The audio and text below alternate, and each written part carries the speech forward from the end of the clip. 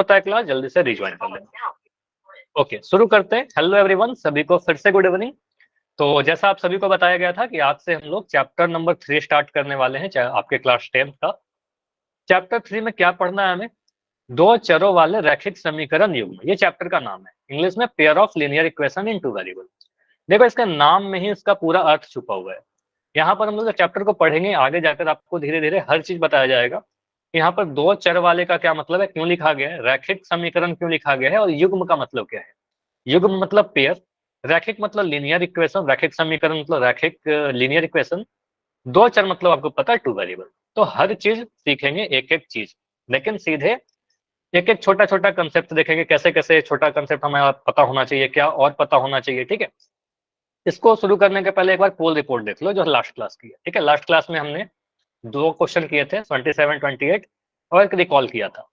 काफी अच्छे तरीके से आप सभी ने आंसर दिया। मोस्टली सभी बच्चों के नाम ग्रीन या येलो में दिख रहे हैं, जिनका नाम व्हाइट में भी है कोई बात नहीं, आपने ट्राई किया है आंसर करने की, बस स्किप नहीं करना है हमें आंसर। कुछ आंसर जो स्किप हुए, शायद लेट होने की वजह से रिकॉल मिस हुआ है, और यहाँ पर कुछ आंसर मिस दिख रहे हैं मुझे। ठीक है, तो ये स्किप नहीं होना चाहिए, बाकी सारे आंसर आप सभी ने सही किए हैं। ट्राई करिएगा, जितना भी क्वेश्चन आज पूछो इसी तरीके से आप आंसर करते रहिए, आपका रिपोर्ट बढ़िया बनते रहेगा। ठीक है, चलिए अभी शुरू करते हैं क्लास को। पोल में आंसर कैसे करना है पता है आपको। सबसे पहला जो कंसेप्ट है इस चैप्टर में जो हमें पता होना चाहिए, दो चरों वाले रैखिक समीकरण व्यापक रूप क्या होता है, जनरल फॉर्म क्या होता है। तो अगेन फिर से वही चीज, सीधे जनरल फॉर्म पर नहीं आते, देखते हैं सबसे पहले बेसिक हमें क्या पता होना चाहिए। अगर मैं एक ऐसा कुछ लिखता हूं 5x+8, इसके बारे में अगर मैं पूछूं आपसे कि क्या ये जो लिखा हुआ है आपके सामने, यह एक इक्वेशन, यह एक समीकरण है क्या, यस या नो। नो बस सर। इतना। यह समीकरण, आपका आंसर बहुत जल्दी आ गया कि नहीं है समीकरण। सभी लोग आंसर दे रहे हैं चैट सेक्शन में कि सर समीकरण नहीं है। तो अगर आप इसको समीकरण नहीं कह रहे हो तो इसको आप क्या बोल सकते हो? बहुपद। बहुपद कह सकते हैं या फिर व्यंजक कह सकते हैं। ठीक है, तो आप यहाँ पर कह सकते हो सर ये जो लिखा गया या तो बहुपद कर लीजिए या फिर इसको व्यंजक कह लीजिए। तो इसको आप सीधे बोलोगे सर ये हमारा बहुपद है। आपने बहुपद चैप्टर नंबर 2 में पढ़ के रखा है, अभी जो स्टार्ट हमने खत्म किया था लास्ट चैप्टर, पॉलिनोमियल। इसको आप बहुपद बोलोगे 5x+8 को, क्योंकि दो पद है यहाँ पर 5x और 8। इससे अलावा मैं कुछ भी और भी 3 टर्म भी लिख देता तो भी बहुपद होता, अगर मैं एक टर्म लिखता तो भी बहुपद होता। तो ये बहुपद है। गुड अगर मैं इवनिंग सर। गुड इवनिंग, अगर मैं इसको समीकरण बनाना चाहूं, इसमें क्या करेंगे? आपको पता है बहुपद में सिर्फ एक पक्ष होता है, जबकि समीकरण में सिर्फ दो पक्ष होते हैं, एक एलएचएस एक आरएचएस। ठीक है, तो इसको अगर समीकरण बनाना हो ना तो आपको बस इतना लिखना होगा, सर यही 5x+8 लिखो, यहाँ पर एक इक्वल टू का साइन लगाओ, और यहाँ पर आप चाहे कुछ भी लिख दो, कुछ भी लिख दो। ठीक है, तो यहाँ पर मैं 0 ही लिख देता हूँ अभी के लिए, 0, 5, 8 कुछ भी लिख सकते हो आप, अभी के लिए मैंने 0 लिख दिया। अब यहाँ पर आपको दिखेगा सर यहाँ पर जो इक्वल टू के बाएं तरफ है, यहाँ पर मान लो अगर मैंने खड़ा हो गया, मैं खड़ा हो गया, तो इधर आप बोलोगे सर बायां हाथ होता है, ये एलएचएस हो जाएगा, लेफ्ट हैंड साइड। ये दायां हाथ होता है इधर, तो आपको सर ये राइट हैंड साइड हो जाएगा, राइट हैंड साइड। तो आपको सर इसको क्या कहते हैं, एलएचएस, इसको कहते हैं आरएचएस। ठीक है, तो ये बन गया हमारा समीकरण। तो पहला चीज आपने ये समझा कि समीकरण होने के लिए इक्वल टू का साइन होना जरूरी है, एक एलएचएस होना जरूरी है, और आरएचएस होना जरूरी है। इक्वल टू का साइन बस यही बताता है कि एलएचएस आरएचएस के बराबर है। ठीक है, एलएचएस आरएचएस के बराबर है, बस इतना पता होना चाहिए। ठीक है, तो समीकरण कैसा दिखेगा? समीकरण कुछ ऐसा दिखेगा, 5x+8 बराबर 0। ये हमारे पास समीकरण बन गया। अगर मैं और लिखूं एग्जाम्पल, जैसे मैंने ये लिखा 2x-9y+3, यह एक समीकरण है क्या? तो आप बोलोगे सर समीकरण नहीं है क्योंकि इक्वल टू का साइन नहीं दिख रहा। अगर मैं यहीं पर इक्वल टू का साइन लगाकर यहाँ पर लिख दिया 13, तो अब बोलोगे सर यहाँ पर देखिए एक इक्वल टू का साइन आ गया, इस वाले को हमने बोला आरएचएस और इस वाले को हमने बोला एलएचएस। तो आप बोलोगे सर ये क्या बन गया, ये हमारा समीकरण बन गया। तो समीकरण समझ में आ गया, समीकरण में बहुपद में अंतर होता है। जो हमने बहुपद पढ़ा समीकरण से अलग होता है, समीकरण में इक्वल टू का साइन आएगा, एलएचएस और आरएचएस दोनों ही। अब इस वाले समीकरण को आप अगर देखोगे, इसको मैं मिटा रहा हूं, 5x+8 को आप देखोगे तो इसको मैं इसमें समीकरण में आप क्या बोलोगे? पहला चीज, फिर इसमें कितने चर हैं, चरों की संख्या कितनी है? आप बोलोगे सिर्फ एक चर था, सिर्फ x था, सिर्फ एक चर, ओनली 1x, जबकि हमें, अच्छा चलो ठीक है, इसके बाद आप ये भी बता दो चर की घात कितनी है, वेरिएबल का पावर कितना है। तो पावर भी एक ही है, मैक्सिमम पावर एक ही है, या फिर पावर ही एक है तो मैक्सिमम पावर भी एक है। तो इसको क्या कहते हैं सर, एक चर है इसमें, x है, हाँ बिल्कुल रैखिक कहेंगे, क्योंकि मैक्सिमम घात या अधिकतम घात जो है हमारा चर के ऊपर यहाँ पर मैं लिख देता हूँ, चर के ऊपर वो एक है, तो इसलिए इसको कहते हैं सर रैखिक होता है। ठीक है, ये रैखिक है यानी लीनियर। जब भी आपको चर के ऊपर, वेरिएबल के ऊपर मैक्सिमम 1 पावर दिखे वो लीनियर बन जाएगा। तो ये कहेंगे सर एक चर वाला रैखिक समीकरण है, इसको क्या कहेंगे सर, एक चर वाला रैखिक समीकरण। समझ में आया, linear equation in one variable. लेकिन हमें क्या पढ़ना है, हमें तो दो चर वाला पढ़ना है। आपका चैप्टर का नाम देखिए, आपका चैप्टर का नाम क्या था, दो चर वाला रैखिक समीकरण। ठीक है, तो अगर मैं एक चीज और लिखता हूं, ऐसे लिखता हूं 5x माइनस 4y प्लस 8 बराबर 0। अब एक नया समीकरण आ गया आपके पास, ये तो आपको दिख ही जाएगा इस समीकरण है कि नहीं है। आप बोलोगे सर यहाँ पर इक्वल टू का साइन है, यहाँ देखिए LHS है, साफ दिख रहा है, हमारा LHS कहते हैं इसको, और ये हमारा RHS है, दायां साइड है। तो LHS है, RHS है, बीच में बराबर का साइन है, तो समीकरण तो होगा ही, यस बिल्कुल यस, नहीं तो मैं काट ही देता हूं, नहीं तो नहीं होगा, समीकरण तो है। सेकंड क्वेश्चन मेरा, चर की संख्या कितनी है, कौन कौन से चर हैं। तो आपको साफ दिख रहा है सर, यहाँ पर x भी है, y भी। ठीक है, तो आप कह सकते हो यहाँ पर दो चर है, एक x और एक y। ठीक है, x और y, तो यहाँ पर मैं लिख दे रहा हूँ चर कौन कौन से, अगर कोई पूछे तो आप बोलोगे सर x और y, x तथा y। कितने चर हो गए, काउंट कर लिया, तो x और y दो चर हो गए। ठीक है, दो चर हो गए। तो समीकरण के बारे में आपसे कोई पूछे तो कितने चर वाला समीकरण है, दो चर वाला। ठीक है, ये कितने चर वाला है, तो दो चर वाला, x और y। ठीक है, चर की अधिकतम घात, चर के ऊपर मैक्सिमम पावर कितना है, तो बस चर को देखना है, चर को तो देखना ही नहीं है। तो आपको सर x के ऊपर कितना घात है, अगर मैं x लिख रहा हूं इसका मतलब x के ऊपर घात एक है। ठीक है, तो यहाँ पर बोलोगे सर x के ऊपर भी घात एक है, y के ऊपर भी घात एक ही है। तो अगर दोनों के ऊपर एक है तो मैक्सिमम, आप कहोगे सर मैक्सिमम पावर या degree on variable, maximum power या फिर डिग्री ऑन वेरिएबल की मैं बात कर रहा हूं। ठीक है, ऑन वेरिएबल, तो ये बोलोगे सर यहाँ पर एक ही आया। ठीक है, अगर मैक्सिमम पावर एक रहता है तो उसको क्या हमने नाम दिया था, अभी अभी क्या नाम दिया था, आप बोलोगे सर अगर मैक्सिमम पावर एक है, लीनियर या फिर रैखिक। ठीक है, तो यहाँ पर हम कह सकते हैं सर या तो आप इसको रैखिक लिख दो हिंदी में, यह समीकरण कैसा है, रैखिक है, या इंग्लिश में लिखना हो तो आप लीनियर लिख दो। ठीक है, अपने अपने मीडियम के अकॉर्डिंग लिख लो आप हिंदी, लेकिन नाम दोनों ही में पता होना चाहिए, स्पेशली हिंदी मीडियम जो के बच्चे हो ना, वो इंग्लिश वाला नाम जरूर जानते रहिएगा। ठीक है, तो यहाँ पर हम कह सकते हैं इस समीकरण को अगर हम एक चेक में बोलना चाहें कि ये है क्या, कैसे इसको डिफाइन कर सकते हैं, तो समीकरण है दो चर है x और y और रैखिक है, तो इसी समीकरण को क्या कहेंगे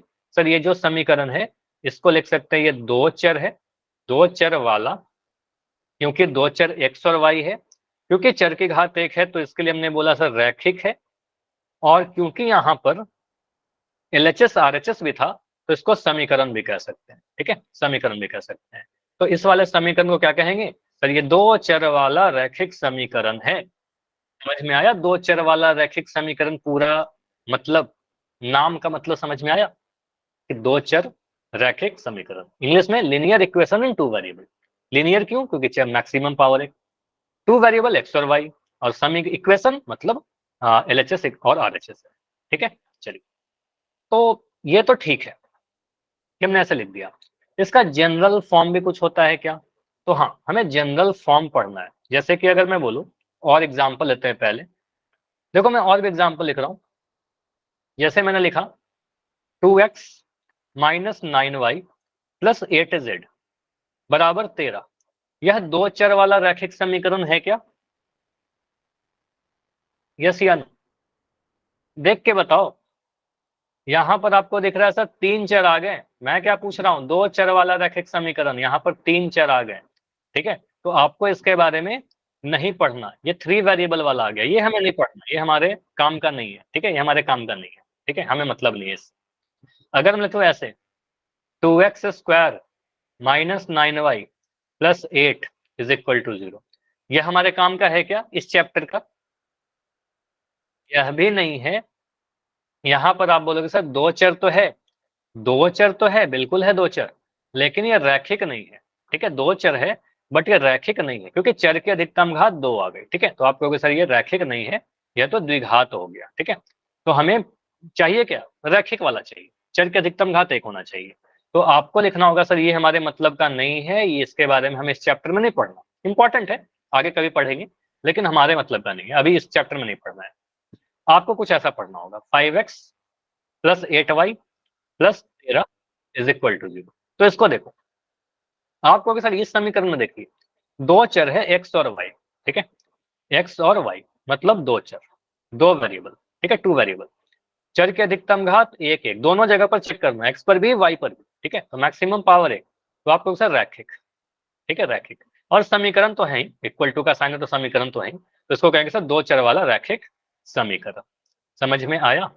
तो इस टाइप का होता है 5x plus 8y plus 13।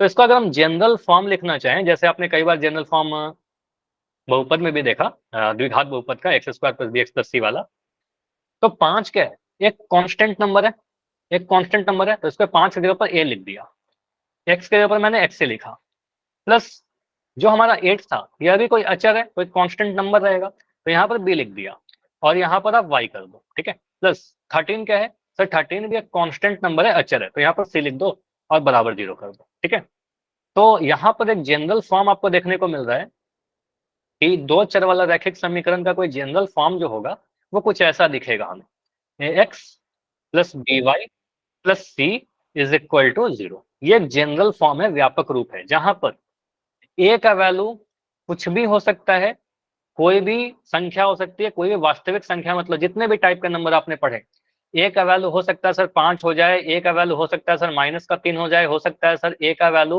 Root का 3 हो जाए, ए का वैल्यू हो सकता है 2/5 हो जाए, कुछ भी हो सकता है। ए बी का वैल्यू और सी का वैल्यू, पाई हो सकता है, बिल्कुल पाई हो सकता है, कुछ भी हो सकता है, कोई भी रियल नंबर हो सकता है। बस इतना ध्यान रखिएगा कि ए और बी का वैल्यू क्या नहीं हो सकता है, जो इंपॉर्टेंट है सर, ए और बी का वैल्यू 0 नहीं होना चाहिए। क्यों 0 नहीं होना चाहिए? कि अगर ए 0 हो जाएगा तो ए इंटू एक्स क्या हो जाएगा? 0 इंटू एक्स, और ये पूरा 0 हो जाएगा। ठीक है, तो ये पूरा मान लो, अगर मैं ए का वैल्यू 0 लेके बताता हूँ, अगर आप ए का वैल्यू 0 डाल दोगे तो क्या बनेगा? 0x प्लस मान लो 3y प्लस सी का वैल्यू 9 दे दिया, तो 0 हो जाएगा, ये बन गया 3y प्लस 9 बराबर 0। अब देखो ये एक दो चर वाला रहा, ए का वैल्यू 0 कर दिया, तो आपने बोला सर ये तो एक चर वाला बन गया। ठीक है, तो ये एक चर वाला हो जाएगा, समझ में आया? तो ए का वैल्यू और बी का वैल्यू 0 नहीं होना चाहिए। क्लियर?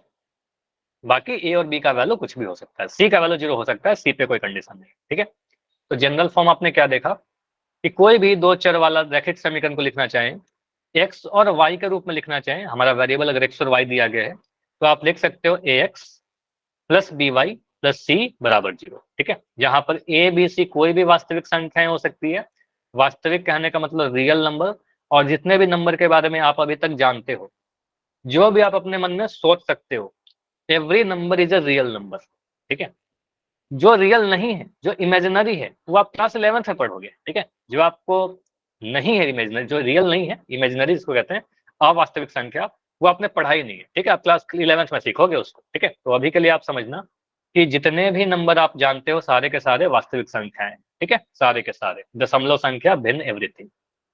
जहां पर मैंने एक चीज और बताया कि ए और बी का वैल्यू 0 नहीं है।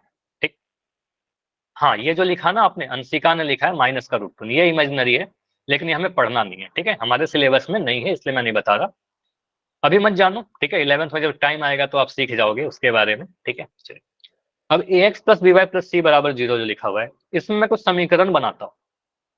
जैसे कि अगर मैं बोलूं कि आप एक दो चर वाला रैखिक समीकरण बनाइए, जहां पर ए का वैल्यू 2 होना चाहिए, बी का वैल्यू 3 होना चाहिए, और सी का वैल्यू 5 होना चाहिए। तो समीकरण कैसे बनेगा?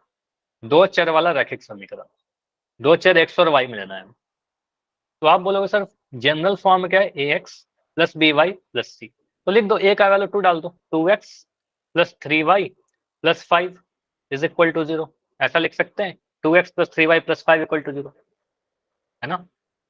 अगर मैं एक और समीकरण बनाने के लिए आपको कहता हूँ कि आप बनाइए a का वैल्यू, मैं कह रहा हूँ a का वैल्यू आपको रखना है चलो 3, b का वैल्यू मैं कह रहा हूँ रख दो -5 और c का वैल्यू आपको रखना है 8।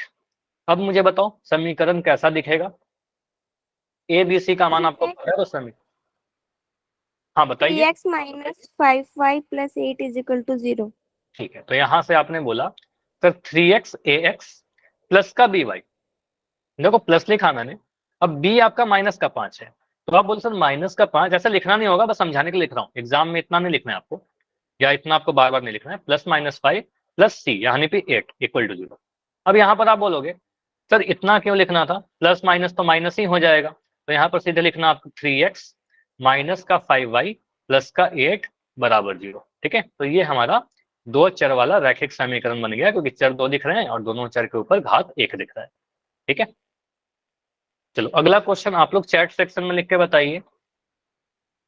अगर मैं लिखता हूं कि मेरा a का जो वैल्यू है वो 13 है, b का जो वैल्यू है वो -9 है, c का वैल्यू जो है वो 0 है। ठीक है, तो दो चर वाला रैखिक समीकरण लिख के बताइए चैट सेक्शन में। दो चर वाला रैखिक समीकरण बना के दिखाओ। Linear equation in 2 variable, linear होना चाहिए, 2 वेरिएबल होना चाहिए और इक्वेशन होना चाहिए। ठीक है, आपने जो लिखा ना उस 0 को हटा दो, वहां से 0 लिखने की जरूरत है नहीं। अगर मैं कह रहा हूं, हाँ खुशी राम के नाम से बच्चों आपने सही लिखा है, चलो अभी आंसर बहुत सारे सही आ रहे हैं, बहुत बढ़िया। यहाँ पर आप क्या बोलोगे, सर अगर हम लोग ax + by + c के फॉर्म में लिखना चाहें, जो हमारा जनरल फॉर्म होता है, ax + by + c = 0 के फॉर्म में लिखें, तो a का वैल्यू कितना, a का वैल्यू आपका 13 है। ठीक है, तो a का वैल्यू 13 डाल दो, a का वैल्यू मैंने 13 डाल दिया, 13x प्लस by, देखो b हमारा नेगेटिव है, तो अब सीधे हम बोलेंगे सर b नेगेटिव है ना, प्लस माइनस माइनस हो जाएगा, यहाँ लिख देंगे -9y प्लस c का वैल्यू कितना, c का वैल्यू आपका 0 है, तो c का वैल्यू 0 लिख दिया। ठीक है, 0 = 0, ऐसा आंसर आया था। लेकिन 0 जोड़कर क्या फायदा, ठीक है, 0 लिखने का कोई मतलब नहीं है, 13x - 9y = 0, तो आंसर मेरा कुछ ऐसा आएगा। ठीक है, ये आएगा हमारा आंसर, समझ में आया, ये हमारा आंसर आएगा। तो ये क्लियर हो गया, चलिए ठीक है। कुछ एग्जाम्पल देखो हमारे पास सीधे यहाँ पर लिख रखे हैं 5x + 6y + 7।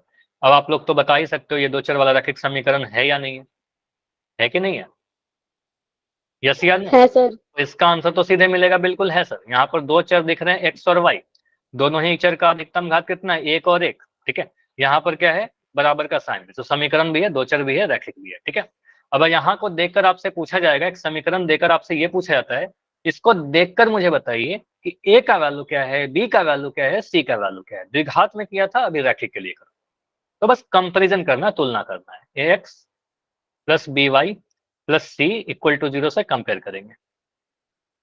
a का वैल्यू क्या होता है सर, x से जो गुना रहता है ना उसी को a कहते हैं, तो a का वैल्यू आप बोलोगे सर x का गुणांक, यहाँ पर 5, y b क्या है हमारा, y का गुणांक, जो y से गुना है वही b है, तो y का गुणांक यहाँ पर 6 दिख रहा है, तो b का वैल्यू 6 आ जाएगा।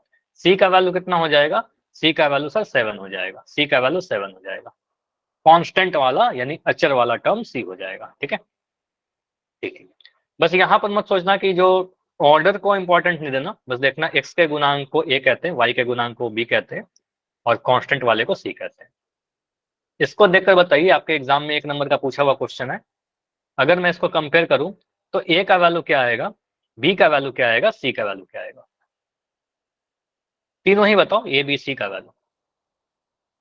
तो यहां पर अगर कंपेयर करोगे ax + by + c = 0 से, तो यहां से आप सिंपली कह सकते हो सर x का गुणांक को a कहते हैं। ठीक है, तो a क्या है, x के साथ जो गुना है, तो x के साथ गुना है -2 हमारा। ठीक है, तो आप कह सकते हो सर a क्या है हमारा -2, b क्या है हमारा 8 और c क्या है -10। ठीक है, तो सिंपली यहाँ तो आंसर दिख जाता है सादा साफ, a का वैल्यू -2, b का वैल्यू कितना 8 और c का वैल्यू कितना -10। ठीक है, 10 मत बोलना, यहाँ पर -10 बोलना जरूरी है। ठीक है, -10 बोलना जरूरी है।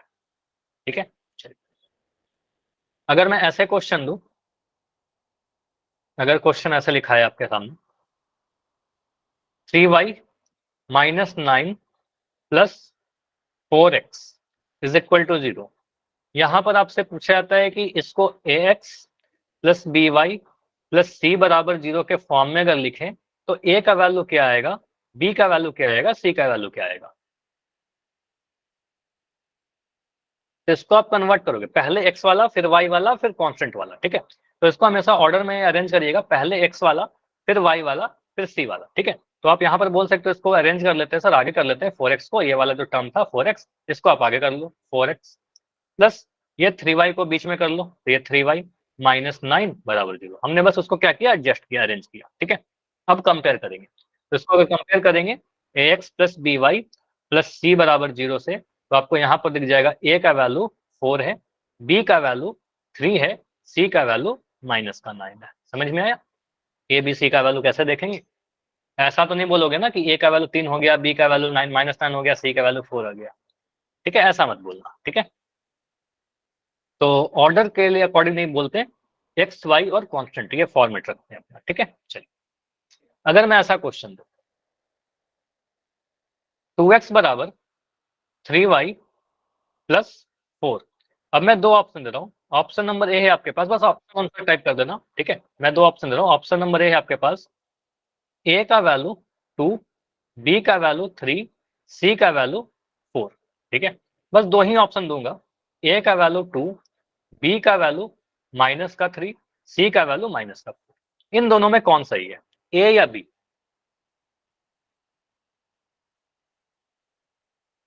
मिक्स आंसर आ रहे हैं।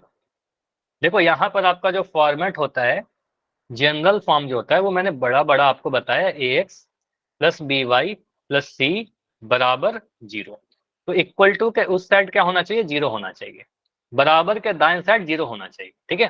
तो आप बराबर के दाएं तरफ 0 लाने के लिए सारे टर्म को दाएं साइड लेकर आओगे, सॉरी बाएं साइड लेकर आओगे, तो आरएचएस में 0 होना चाहिए, ठीक है। तो आप कह सकते हो यहाँ पर ये सारे 3y को इधर लेकर जाएंगे, 4 को सर इधर लेकर आएंगे, ताकि यहाँ पर कुछ भी ना बचे, 0 बचे, ठीक है। तो आप कह सकते हो ये बन क्या जाएगा 2x, 3y जब इधर आएगा तो बन जाएगा माइनस का 3y, 4 जब इधर आएगा तो बन जाएगा माइनस का 4 बराबर, आपने 3y को उधर भेज दिया, 4 को भी उधर भेज दिया, तो इधर बचेगा 0।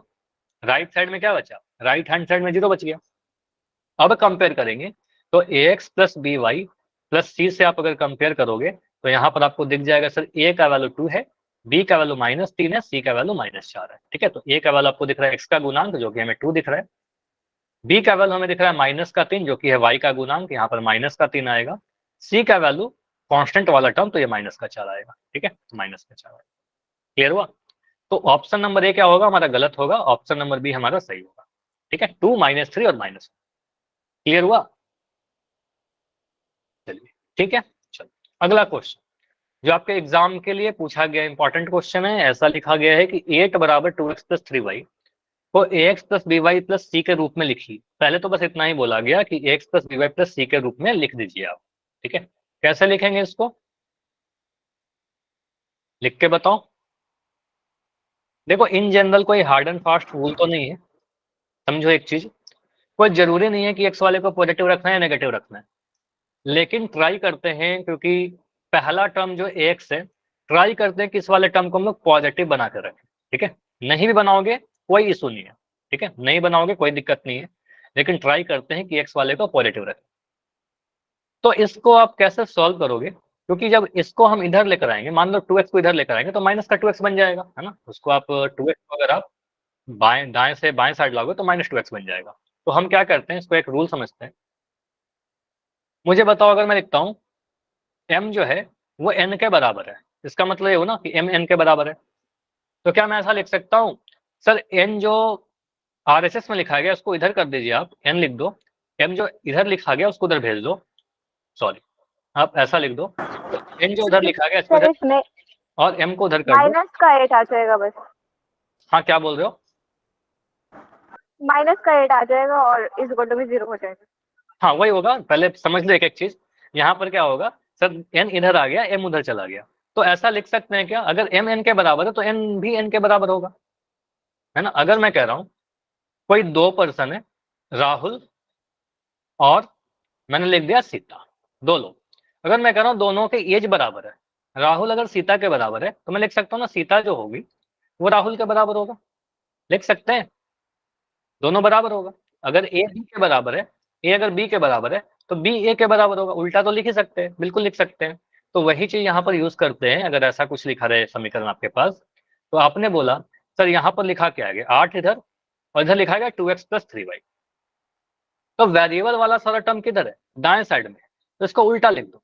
आप क्या करो, 2x + 3y, ये पूरा हमारा RHS है, इस RHS को आप LHS में लिख दो। इसको लिख दो सर 2x + 3y, इधर लिख दो। ये पूरा 8 है, इसको मैं उधर लिख दिया, 8 कर दिया। तो 8 अगर 2x + 3y के बराबर है तो 2x + 3y 8 के बराबर होगा, ठीक है। अब दाएं साइड में हमें 0 रखना है, तो इस 8 को इधर बोलेंगे उधर चले जाओ, ठीक है। 0 बनाने के लिए 8 को उधर भेजेंगे, तो आपका ये बन जाएगा 2x + 3y - 8 बराबर 0। ट्रांसपोज मेथड यूज किया, तो आप यहां से बोला सर ये जो हमने लिख दिया ax + by + c बराबर 0 के फॉर्म में लिख दिया, ठीक है। अब इसको देखकर आपसे कोई बोलता है कि मुझे ए बी सी का वैल्यू बताइए, तो आप कह सकते हो ए क्या होता है, एक्स का गुणांक होता है। एक्स का गुणांक कितना है, 2 है, ठीक है। तो यहाँ पर आप बोलोगे सर एक्स का गुणांक 2 है। बी का वैल्यू कितना है मुझे बताइए, y का गुणांक, ठीक है। तो y का गुणांक आपको 3 दिख जाएगा, ठीक है। तो आप बोलो सर y का गुणांक यहाँ पर 3 आएगा।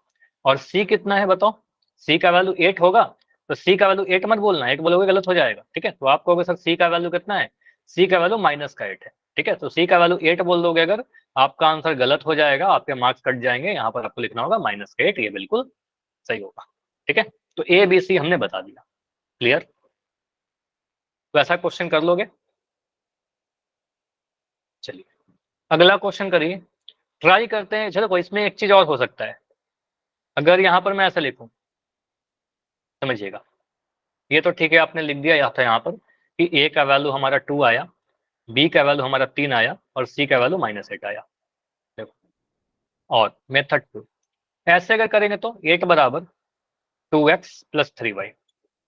अगर हम ऐसे कोई बच्चा लिखे सर 8 लिख दिया, सर हम इधर लेकर आते हैं सभी को, दाएं साइड में तो 0 बनाना ना, बायां वाला दाएं वाले को बायां लेकर आ जाते हैं, तो बन जाएगा -2x - 3y बराबर 0।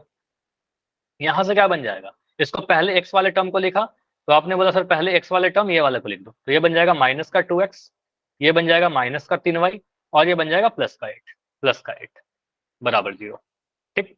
तो ये भी जो लिखा गया है, ये लिखना गलत होगा क्या, नहीं, ये भी बिल्कुल करेक्ट है, ठीक है। ये भी करेक्ट है, ये भी बिल्कुल सही लिखा गया है, यह भी बिल्कुल सही लिखा गया है। यहां से आप बोलोगे सर ए का वैल्यू कितना मिलेगा, ए का वैल्यू -2 मिलेगा, बी का वैल्यू कितना मिलेगा, -3 मिलेगा, सी का वैल्यू 8 मिलेगा। लेकिन इन जनरल अब समझना कि एग्जाम में अगर क्वेश्चन आएगा कि इसको लिख दीजिए, तो आप अगर इतना लिख के छोड़ दोगे, आपका आंसर बिल्कुल सही माना जाएगा, कुछ भी नंबर नहीं कटेगा। आप अगर ये वाला लिख के छोड़ दोगे, आपका आंसर बिल्कुल सही माना जाएगा, कुछ भी नंबर नहीं कटेगा। लेकिन ऐसा हो सकता है कि हमारे ऑप्शन वाले क्वेश्चन आ जाए, तो ऑप्शन वाला क्वेश्चन में क्या होता है कि कोई एक ही ऑप्शन दिया रहेगा, ऐसा नहीं होगा। मान लो अगर आपसे कोई सी पूछता है कि सी का वैल्यू बताइए, ठीक है, यहाँ पर आपसे पूछा है कि सी का वैल्यू बताइए, तो सी का वैल्यू क्या बोलोगे, सी का वैल्यू यहाँ पर आ रहा है -8, यहाँ पर 8। अब सी का वैल्यू 8 भी हो सकता है, -8 भी हो सकता है ना, दोनों हो सकता है, 8 भी -8 भी, है कि नहीं। तो आंसर क्या बोलेंगे, जो भी ऑप्शन में दिया रहेगा वो वाला बोलेंगे, ठीक है। तो अगर मान लो सी का वैल्यू 8 ऑप्शन में दे रखा हो, तो 8 बोल देंगे। सी का वैल्यू -8 दिया रहेगा तो -8 लिख देंगे। ऐसा कभी नहीं होगा कि एक ऑप्शन में 8 दे दिया, एक ऑप्शन में -8 दे दिया, तो फिर क्वेश्चन ही गलत हो जाएगा, ठीक है। ऐसा कभी नहीं होगा कि एक ऑप्शन में 8 दे दे, एक ऑप्शन में -8 दे दे। समझ में आ रहा है मैं क्या बोलना चाह रहा हूँ, एग्जाम में आएगा ऐसा क्वेश्चन, ठीक है। तो सी का वैल्यू दोनों ही हो सकता है, पॉजिटिव भी नेगेटिव भी। तो बस ध्यान दीजिएगा कि कोई एक ही ऑप्शन रहेगा, वही वाला आपको सिलेक्ट करना है, ठीक है। चलिए अगला ऐसा क्वेश्चन अगर लिखा रहे कि मुझे बताइए √5x - 3y + 7 = ax + by को ax + by + c के रूप में लिखिए और ए बी सी का मान बताइए। तो ट्राई कर सकते हो इसको आप। क्वेश्चन क्या लिखा गया आपका, √5x बराबर -3y + 7, ठीक है। तो यहाँ पर ऐसे डायरेक्ट देख कर नहीं बताएंगे कि ए का वैल्यू √5 होगा, बी का वैल्यू -3 होगा, सी का वैल्यू 7 होगा, करेंगे गलत हो जाएगा, ठीक है। टाइम लीजिए, आपको पता है रूट फॉर्मेट जो फाइव होता है हमारा, एक सेकंड बस रुक जाओ, एक्स + by + c बराबर 0, तो हमें दाएं साइड में 0 लाकर आना है, ठीक है। हाँ अब बताइए क्या बोल रहे थे आप, √5x plus 3y minus 7 is equal to 0. Nice. तो यहाँ पर अगर हम कंप्लीट करें इसको X plus B Y plus C के रूप में कन्वर्ट करें तो सिंपली आप क्या कह सकते हो सर, पहले तो दाएं साइड में 0 लेकर आना है हमें, ठीक है। तो दाएं वाले सारे टर्म को बाएं में लेकर आइए।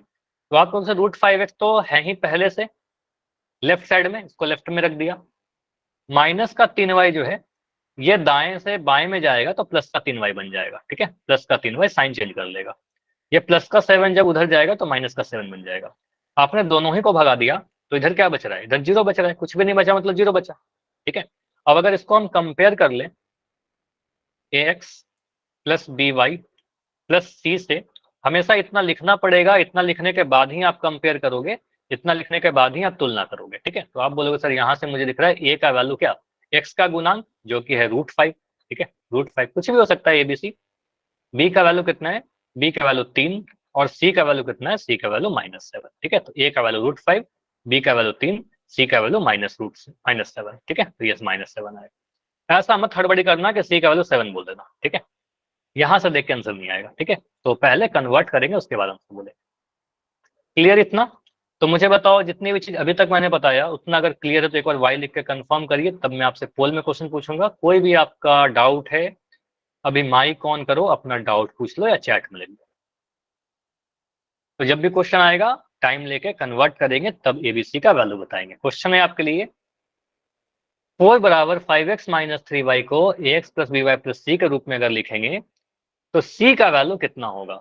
यहाँ पर सिर्फ और सिर्फ c का वैल्यू पूछा जा रहा है। देखो आपके हरियाणा बोर्ड के 2018 के पेपर का पूछा हुआ क्वेश्चन है। कितने नंबर का क्वेश्चन है, एक ही नंबर का क्वेश्चन है, बहुत ज्यादा नंबर नहीं मिलेगा, लेकिन एक एक नंबर इंपॉर्टेंट है आपके एग्जाम में, ठीक है। आपके लिए क्वेश्चन क्या है, समीकरण क्या लिखा हुआ है, 4 बराबर 5x माइनस 3y, ठीक है। और पूछा जा रहा है कि c का वैल्यू कितना होगा, सिर्फ c का वैल्यू। अब इन चारों में एक ही आंसर सही है, 5, 3, 0 या -4। तो इसको ax plus B Y plus C के बराबर 0 के रूप में लिखिए। तो अभी तक 11 आंसर आए हैं और 11 सही आंसर आए हैं, बढ़िया। क्लास में काफी सारे बच्चे हो, 27 बच्चे हैं, आंसर 13 आए हैं। ये क्वेश्चन में ज्यादा टाइम नहीं लगना चाहिए, आप अभी टाइम ले लो, लेकिन एग्जाम में अगर ऐसा क्वेश्चन आता है तो ये बहुत अच्छा मौका है कि आप ऐसे क्वेश्चन में अपने एग्जाम में टाइम थोड़ा सेव करिए, ताकि कुछ कैलकुलेटिव क्वेश्चन में समय बचाइए, ठीक है। अभी टाइम लेके करो, लेकिन एग्जाम में समय बचा सकते हैं। हमसे सी का वैल्यू पूछा जा रहा है। 17 आंसर आए हैं, ठीक है। चलिए 25 सेकंड रुकते हैं, 25 सेकंड लगना नहीं चाहिए इस क्वेश्चन में, लेकिन फिर भी चलिए रुकते हैं 25, क्योंकि अभी भी काफी कम आंसर दिख रहे हैं मुझे। क्लास में 27 बच्चे हो, कम से कम 20-25 आंसर तो आना चाहिए, कम से कम 25 आंसर तो आना ही चाहिए। एक दो बच्चा का हो सकता है कि नेट का कोई इशू हो जाए या फिर कुछ भी टेक्निकल इशू हो जाए, लेकिन अभी तक सिर्फ और सिर्फ 17 आंसर आए, ओनली 17। हाँ जी, 20 सेकंड और है, आंसर कीजिए, इतना टाइम नहीं लगना चाहिए इस क्वेश्चन में, तो आप जाकर आंसर कर नहीं दो अब, ठीक है। हो गया। आसान क्वेश्चन है, 17 बच्चों के आंसर आए। 15 सेकंड, इसलिए 15 सेकंड और।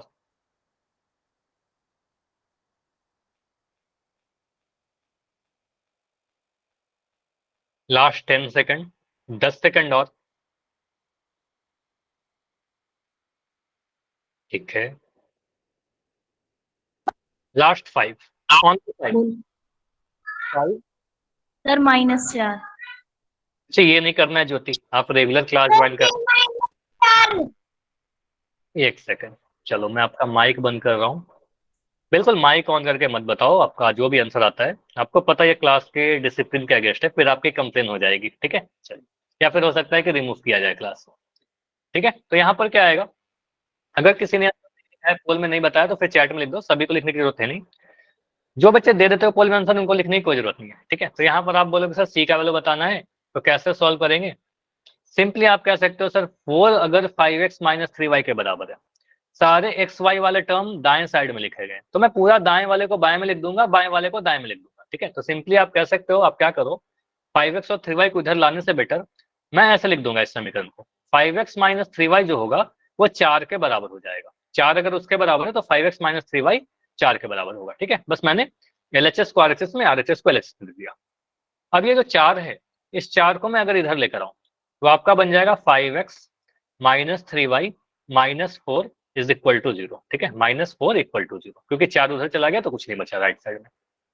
अब यहां से आप कह सकते हो इसको अगर हम कंपेयर करें sir, ax plus by plus c equal to 0 से, तो c का वैल्यू आपसे पूछा जा रहा है, c मतलब कांस्टेंट वाला टर्म।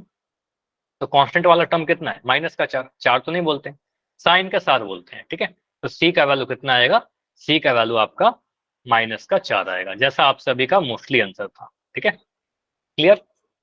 क्वेश्चन आसान था, बहुत आसान, आपके एग्जाम में पूछा जाता है ऐसे क्वेश्चन 1 नंबर में।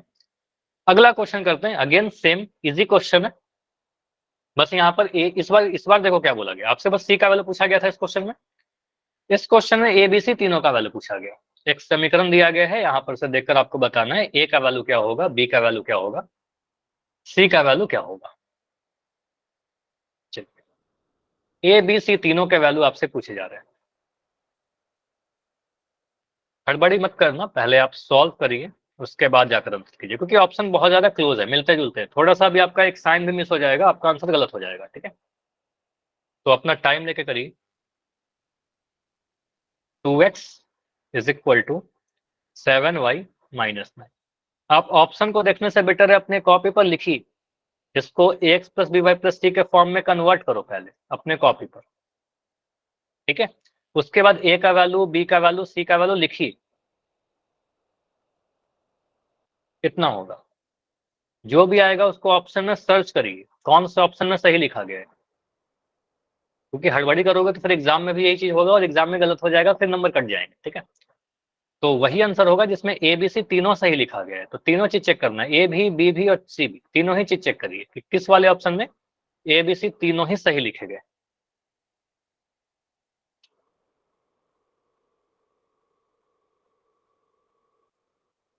ए बी सी तीनों बताना है हमें। तो दाएं साइड में जो भी टर्म है उसको बाएं साइड में ले जाइए, उसके बाद आप कंपेयर करो, बिना सॉल्व किए मत करना, क्योंकि गलत हो जाने का चांस रहता है। ठीक है, जो भी आंसर होता है अपने कॉपी में लिख लिया करें।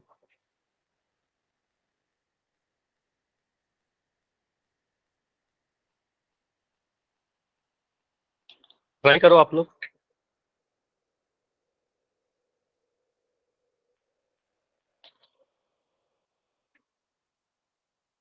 तो 18 आंसर आ चुके हैं अभी।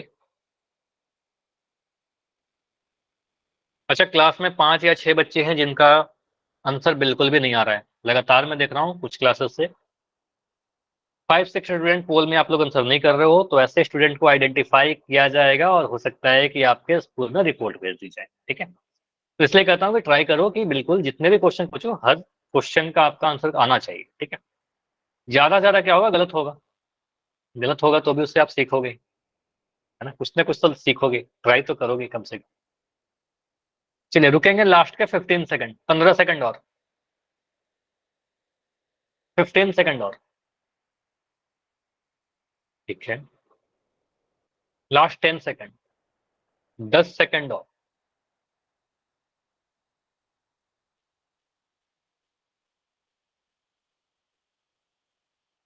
लास्ट 5, 5, 4, 3, 2, 1। चलिए इस पोल को मैं एंड कर दे रहा हूँ और इसको देखते हैं कि आंसर क्या होगा, कैसे सोचेंगे।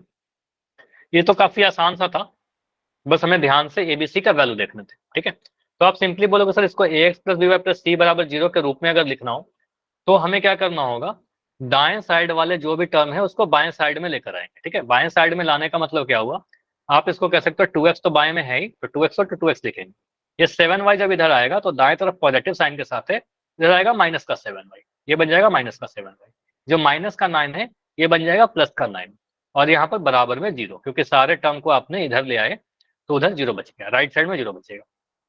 इसको आप कंपेयर करोगे ax plus B Y plus सी बराबर 0 से, तो यहाँ से आपको दिख जाएगा a का वैल्यू कितना, x का गुणांक होता है, तो ये जो कि 2 दिख रहा है, ठीक है। तो a का वैल्यू 2, b का वैल्यू कितना, b का वैल्यू आपको दिख रहा है सर, b का वैल्यू y का गुणांक है 7, जबकि यहाँ पर माइनस का 7 है, ठीक है। तो आप बोलोगे सर b का वैल्यू माइनस का 7 है।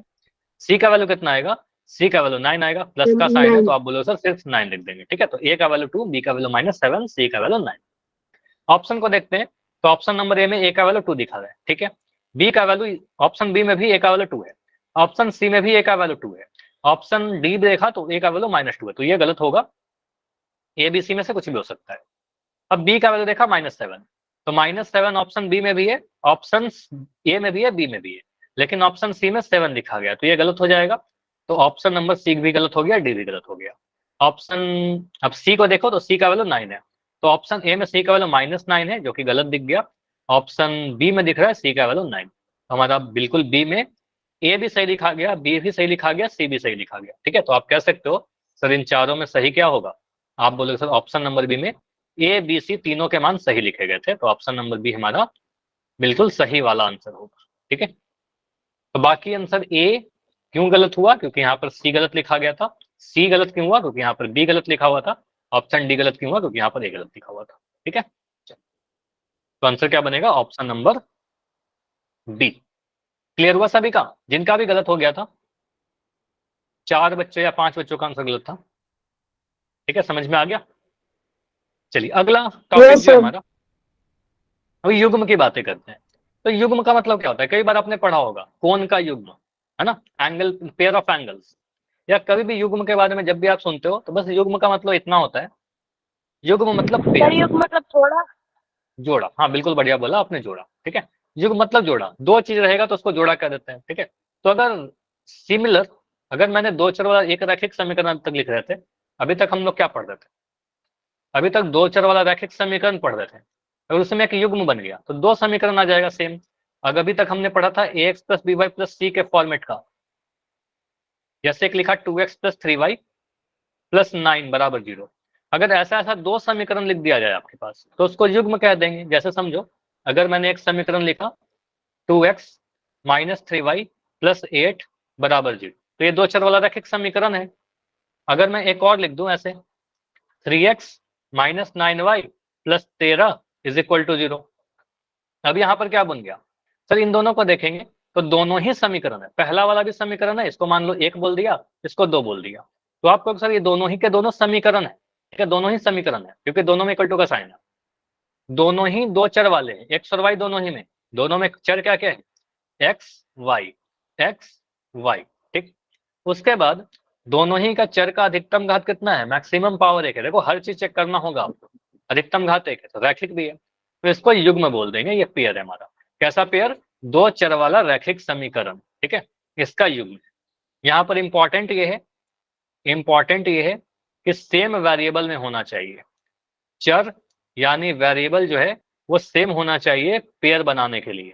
पहले वाले समीकरण में आपने अगर एक्स और वाई यूज किया है, दूसरे वाले में भी एक्स और वाई ही यूज करना पड़ेगा। अगर मैं ऐसा लिख दूं 2x प्लस 3y बराबर, या मैं इक्वल टू लिख देता हूं 3y माइनस 9 बराबर 8, मैंने यहां पर लिख दिया 2m प्लस 7n माइनस 13 बराबर 0, इसको यहाँ भी 0 ही कर दो, क्योंकि 0 ही पढ़ रहे हैं हर बार, तो इसको 0 ही कर दो। इसको दो चर वाला रैखिक समीकरण का युग्म नहीं बोलेंगे, क्योंकि पहले वाले समीकरण में x और y का यूज हुआ है, दूसरे वाले समीकरण में m और n का यूज हुआ है, तो यहाँ पर चार अलग अलग वेरिएबल आ गए, ठीक है। हमारे पास दो ही चर होना चाहिए, यह भी दो चर वाला रैखिक समीकरण है, यह भी दो चर वाला रैखिक समीकरण, लेकिन इसको युग्म नहीं बोलेंगे, पेयर नहीं बनाएगा। समझ में आया पेयर कैसे बनता है, सेम वेरिएबल होना चाहिए, दोनों ही समीकरण एक ही वेरिएबल में होना चाहिए, सेम वेरिएबल में, एक्स और वाई में, ठीक है। या फिर जरूरी है एक्स और वाई, अगर मैं पी क्यू ले रहा हूं तो पी क्यू लीजिए, ठीक है, कोई भी दो वेरिएबल सेम लेना चाहिए। जैसे मैं कह रहा हूं दो चर वाला एक्स और वाई, दो चर एक्स और वाई में रैखिक समीकरण युग्म का अगर व्यापक रूप लिखना हो, जनरल फॉर्म, एक नंबर के रूप में नहीं एबीसी के फॉर्म में लिखना हो, तो वहां पर आप लिख सकते हो sir a1x plus b1y plus c1 equal to 0। जैसे अगर मुझे समीकरण एक लिखना हो तो आपका जो जनरल फॉर्म था, ऐसे समझना, तरीका क्या होता है सर, दो चर वाला रैखिक समीकरण का जनरल फॉर्म होता है X plus B Y plus सी बराबर 0। अब दो समीकरण लिखना है ऐसा ऐसा, तो पहला जो समीकरण लिखोगे आप, उसमें सभी ए बी सी पे 1 1 1 लगा दो, ठीक है, एक्स वाई पे मत लगाना, ठीक है, ए बी सी पर लगाएंगे जो कांस्टेंट थे, a1x plus b1y plus c1 is equal to 0। दूसरा समीकरण जब लिख रहे हैं तो दूसरे में a2 लगा दो, a2x plus b2y plus c2, है ना। कुछ ये तरीका होता है बस, जहां पर आपको पता है a1 a2 b1 b2 ये सारे जीरो नहीं होने चाहिए, ये जीरो नहीं होने चाहिए, ठीक। c1 c2 जीरो हो सकता है, क्लियर, समझ में आया।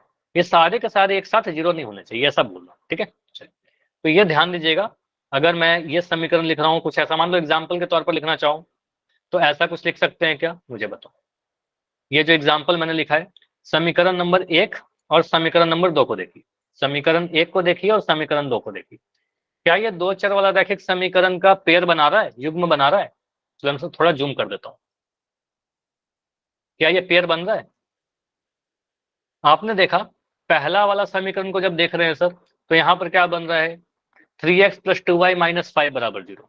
तो यहाँ पर आप बोल लो sir ax plus by plus c के फॉर्म में तो दिख ही रहा है, ठीक है। इसका मतलब ये समीकरण तो है, दोनों ही, पहला वाला भी समीकरण है, दूसरा वाला भी समीकरण है, दोनों ही क्या है, मैक्सिमम पावर एक है, तो रैखिक भी है, ठीक है, रैखिक भी है। उसके बाद दोनों में सेम वेरिएबल यूज किए गए हैं क्या, सेम चर यूज किया गया है, बिल्कुल। पहले वाले में भी एक्स और वाई यूज किया गया, दूसरे वाले में भी एक्स और वाई यूज किया गया, तो सेम वेरिएबल भी है, इसको कहेंगे सर ये युग्म बना रहा है, ठीक है, दो चर वाला रैखिक समीकरण का युग्म बना रहा है, यस, समझ में आया। तो ये एग्जाम्पल हुआ हमारे पास। अब और कुछ एग्जाम्पल देखते हैं, तब हम आपको बताना होगा कि दो चर वाला रैखिक समीकरण युग्म बना रहा है कि नहीं बना रहा है। क्या बोल रहा हूं, हेडिंग क्या था हमारा, देखो हेडिंग है आपका दो चर वाला एक्स और वाई में रैखिक समीकरण युग्म। बस एक्स और वाई की जगह पर कोई और वेरिएबल हो सकता है, जरूरी नहीं कि एक्स और वाई ही रहे, बस सेम वेरिएबल होने चाहिए दोनों समीकरण में। जैसे कि अगर मैंने यहाँ पर लिखा, एक एक करके देखते हैं, पहले इस वाले समीकरण को देखिए, इसको देख के मुझे बताओ क्या यह दो चर वाला रैखिक समीकरण का पेयर बन रहा है, इक्वेशन 1 और इक्वेशन 2, जैसी आप बोलोगे सर ये एक समीकरण Yes, है, sir. बिल्कुल यह एक समीकरण तो है ही, क्योंकि इक्वल टू का साइन है, बिल्कुल। यह भी क्या है, यह भी एक समीकरण है, हर चीज चेक करना होगा हमें, ठीक है, दोनों समीकरण हो गया। क्या दोनों कितने चर वाले हैं, तो यहाँ पर पी और क्यू यूज किया गया, ठीक है, पी और क्यू यूज किया गया, यहाँ पे पी और क्यू यूज किया गया, तो सेम चर है दोनों में, सेम वेरिएबल है, कितने वेरिएबल, पी और क्यू, दो चर, है ना। तो आपको सर यहाँ पर दो सेम वेरिएबल है, कितने चर हैं, दो चर, ठीक है, तो दो चर वाला समीकरण है, दो चर है, ठीक है। उसके बाद क्या यहाँ पर चर की घात एक है, तो बिल्कुल p का घात एक है, q का भी घात एक है, p का भी घात एक है, यहाँ भी q का घात एक है, ठीक है, तो मैक्सिमम पावर एक दिख रहा है, तो ये रैखिक भी है, ठीक है। तो आपने सभी चीजों को कंक्लूड किया, तो आपने बोला सर दो चर वाला रैखिक समीकरण था और दो समीकरण था, तो युग्म बन रहा है, पेयर बन रहा है, तो इसको कहेंगे दो चरों वाले रैखिक समीकरण युग्म बना रहा है, linear equation in two variable का पेयर बन रहा है, pair of linear equation in two variable. तो पेयर का मतलब समझ में आया, 10 जोड़ा बनेगा, ठीक है। चलिए अगला, अगर मैं इसकी बातें करूं, इसको आप क्या बोलोगे, स्क्रीन दिख रही है, एक बार लेफ्ट करके ज्वाइन करो, सही हो जाना चाहिए, कुछ नेटवर्क का इशू हो सकता है, एक सेकंड शायद अभी रुक रही है, अभी दिख रही है क्या, अभी प्रॉपर है, ठीक है, नाइस। तो यहाँ पर आप बोलोगे sir 2x minus 3y plus Z बराबर 10 था और 3x प्लस 2y माइनस 5 बराबर 0 है, यह दो चर वाला रैखिक समीकरण युग्म है। तो आप पहले तो ये देखोगे, सबसे पहले दिख जाएगा, नहीं है, पहले वाले समीकरण को जब देखा ना आपने, तो मुझे यहीं पर दिख गया सर यहाँ पर तीन चर है, ठीक है।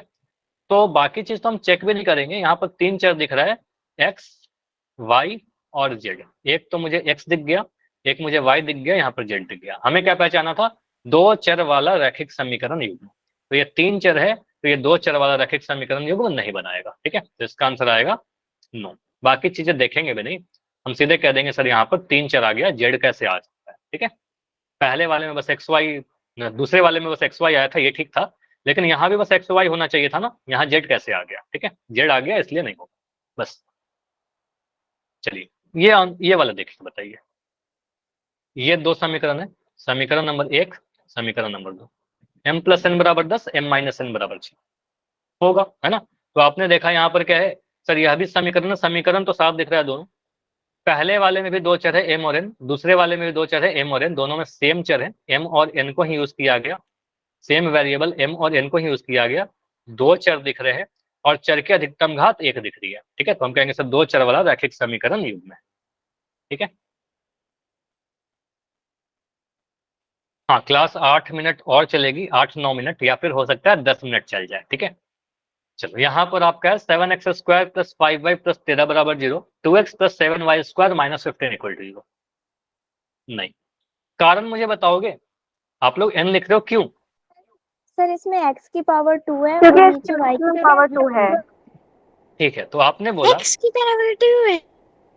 हाँ, y की पावर भी 2 है सेकंड वाले में, ठीक है। तो आपने बोला सर यहाँ पर समीकरण तो दोनों है, समीकरण तो है, युग्म भी है, दो बन रहा है पेयर, लेकिन हमें क्या पढ़ना था? दो चर वाला रैखिक समीकरण युग्म, रैखिक नहीं है, क्योंकि चर का घात यहाँ पर 2 दिख गया, तो चर का घात 2 नहीं होना चाहिए, तो चर की घात यानी x की घात 2 दिख गया, तो इसलिए हम कहेंगे सर ये दो चर वाला रैखिक समीकरण युग्म नहीं बनाएगा, यह द्विघात बन जा रहा है, ठीक है, पावर 2 आ जा रहा है। तो मैक्सिमम पावर जो होना चाहिए, अधिकतम जो घात होना चाहिए चर के ऊपर, वो 1 होना चाहिए, ठीक है, अधिकतम घात 1 होना चाहिए। क्लियर? तो सारी चीज देखेंगे तभी जाकर आंसर करेंगे, ठीक है। चलिए, तो अभी मैं 2 क्वेश्चन दे रहा हूं पोल में, आपको पहचानना है, ठीक है। क्वेश्चन क्या क्या है? पहला क्वेश्चन आसान है, यहाँ पर ये तो आंसर है आपके, बस यहाँ पर 2 ऑप्शन है, यस या नो, ठीक है। आपको बस बताना है कि यहाँ पर दो जो समीकरण लिखा गया है, यह दो चर वाला रैखिक समीकरण युग्म है या नहीं, ठीक है। चलिए, पोल में ऑन कर दे रहा हूं। अच्छा, इसको मैं सिर्फ 2 ऑप्शन में हटा देता हूँ, क्योंकि 2 ही ऑप्शन है ना इसके। चलिए, ठीक है, बस ए या बी, दो चर वाला रैखिक समीकरण है क्या? ध्यान से देख के करो, मैं इक्वेशन लिख देता हूँ। चलो यहाँ पर पहला वाला है आपका 4x plus 5y plus z is equal to 0, दूसरा वाला है आपका 2x plus 3y plus 8 is equal to 0। हमें पहचानना है दो चर वाला रैखिक समीकरण युग्म, हर चीज होना चाहिए, दो चर ही होना चाहिए, रैखिक होना चाहिए, समीकरण होना चाहिए, युग्म होना चाहिए, ठीक है। सारे चीज आपको देखने होंगे। देखो, भले ही इतना लगता है कि दो चर रैखिक समीकरण युग्म काफी चीजें, लेकिन पता तो देख के चल जाता है, 5 सेकंड काफी है। चलिए, ठीक है। नितेश के नाम से जो बच्चे हो, आप अपना माइक बंद कर लो, कोई डाउट होता है तो पूछ लीजिए। हाँ। क्या डाउट है बताइए। हमें पहचानना है दो चर वाला रैखिक समीकरण युग्म, क्वेश्चन ये कह रहा है, देखिए कौन सा, बस इतना करना है हाँ या नहीं, ठीक है, इसमें बहुत ज्यादा कुछ तो है नहीं। 19 आंसर आ भी चुके हैं, बढ़िया।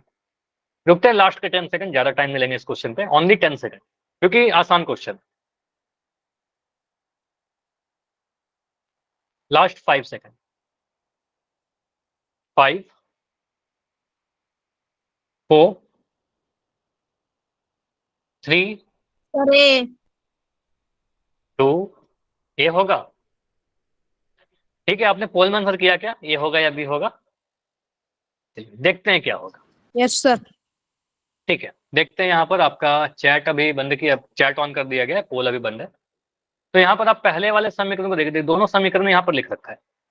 आप अगर पहले वाले समीकरण को देखोगे तो आपको दिखेगा सर यहाँ पर x भी है, y भी है और z भी है, तो यहाँ पर कितने चर आ गए? x, y और z। यहाँ पर आप बोलोगे सर पहला वाला समीकरण में तो 3 चर आ गया, हमें क्या चाहिए था? हमें तो 2 चर वाला चाहिए था, हमारा जो चैप्टर है वो तो 2 चर पर है, 3 चर आ जाएगा तो उसके बारे में तुम्हें पढ़ना ही नहीं है, ठीक है, तो हमें नहीं पढ़ना। आपको सर ये 2 चर वाला रैखिक समीकरण युग्म नहीं बनेगा, ठीक है, नहीं बनेगा। तो आंसर क्या आएगा? ऑप्शन नंबर बी, ठीक है, तो नहीं है ये। सिंपल है, समझ में आया? क्यों? बहुत आसान सा रीजन है, एक जेड आ गया, 3 चर आ गया, हमें तो काउंट करना है, ठीक है, बस गिनती आनी चाहिए। चलिए, अगला क्वेश्चन सेम, बस 2 ही ऑप्शन है, यहाँ पर देख के आपको बताना है कि क्या यह 2 चर वाला रैखिक समीकरण युग्म है, यस और नो। चलिए, पोल में ऑन कर दे रहा हूँ, फिर से 2 ऑप्शन को मैं हटा देता हूँ यहाँ से।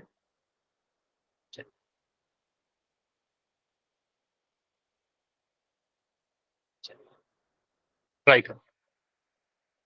ए या बी? क्वेश्चन नंबर 4, क्या यह 2 चर? अच्छा, बहुत जल्दी से आंसर आ गए आप सभी के, बहुत बढ़िया।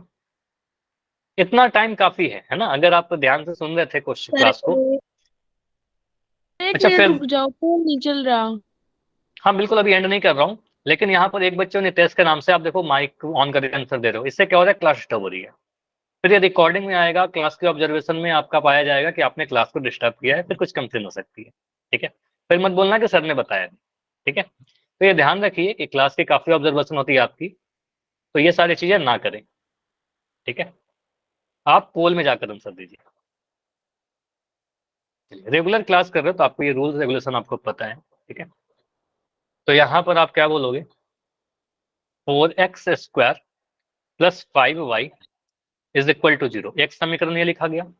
दूसरा 2x plus 3y² plus 8 is equal to 0, एक समीकरण ये लिख दिया गया। क्या यह 2 चर वाला रैखिक समीकरण युग्म है?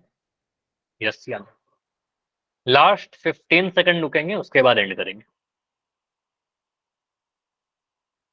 देखो कुछ सवाल ऐसे होते हैं जहां पर मैं एक्सपेक्ट करता हूं कि यहाँ पर अगर 10 बच्चे आंसर किए हो तो 10 में 10 आंसर सही होने चाहिए, अगर 20 आंसर किए हो तो 20 में 20 सही होने चाहिए। ठीक है, क्योंकि अगर आप क्लास में ध्यान से सुन रहे थे मेरी बात तो आपका आंसर सही होना चाहिए।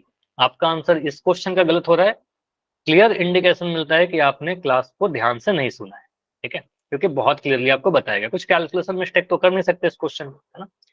तो यहाँ पर क्या होगा आंसर? पोल को मैं एंड कर रहा हूँ 5 सेकंड में। 5 4 3 2 1। चलिए, तो 21 बच्चों का आंसर आया है, 21 में 15 बच्चों का सही है, 6 बच्चों का गलत है। तो गलत क्यों हुआ है मुझे बताइए, क्या रीजन हो सकता है गलत होने का? मैंने क्या बोला? हमें पहचानना है 2 चर वाला रैखिक समीकरण युग्म। तो समीकरण तो दोनों है क्योंकि इक्वल टू का साइन है। ठीक है, समीकरण तो दोनों ही, 2 चर दोनों ही में है। देखो x और y यहाँ भी है और x और y यहाँ भी है, तो चर भी 2 है।